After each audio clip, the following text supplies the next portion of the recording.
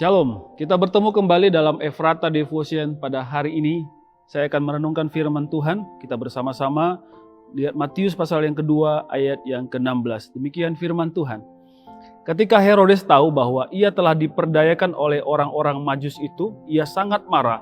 Lalu ia menyuruh membunuh semua anak di Betlehem dan sekitarnya, yaitu anak-anak yang berumur 2 tahun ke bawah sesuai dengan waktu yang dapat diketahuinya dari orang-orang Majus itu. Bapak Ibu Saudara, ada orang yang sangat rugi ketika Natal terjadi. Siapa? Yaitu Herodes. Mengapa? Karena dia dipenuhi oleh iri hati, amarah, dan kebencian. Takut karena kekuasaannya terancam, karena didengarnya raja orang Yahudi baru dilahirkan. Akibat iri hatinya, akibat kebenciannya, akibat amarahnya, lihat. Dia membunuh semua anak yang berumur 2 tahun ke bawah di Betlehem. Gila kan? Kita bisa bayangkan bagaimana perangai iri hatinya, bagaimana wajah dengki dan murkanya ya. Muka ditekuk, dahi mengernyit, hati pasti dongkol. Diajak bercanda pun susah, sudahlah, rugilah pokoknya ya. Kenapa? Karena dia kehilangan harta karun tanda kutip yang tak ternilai harganya. Seumpama dia sedang mencari berlian yang mahal sekali, dia tidak memperolehnya, padahal berlian itu sebenarnya ada di bawah rumahnya. Kita tahu harta karun yang tak terhingga nilainya itu ya Yesus Kristus. Herodes sangat rugi, padahal Yesus ada di wilayahnya dia. Tapi karena dengki dan iri hatinya, dia tidak menerimanya.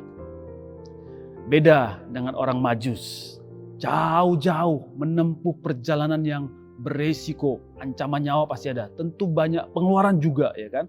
Mencari raja orang Yahudi, dan ketika bertemu mereka menyembahnya dan dipenuhi damai sejahtera.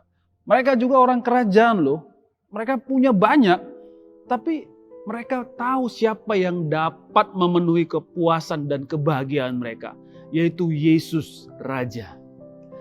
Bagaimana dengan kita? Secara khusus di momen Natal ini, apakah ada iri hati, dengki, benci, arogansi?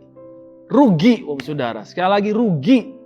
Kalau ditanya apa sih yang bikin kita iri hati, benci, kesal, kecewa, arogansi itu? Apakah karena orang lain? Orang lain itu tidak bisa kita ubah. Orang lain itu tidak bisa sepenuhnya diandalkan.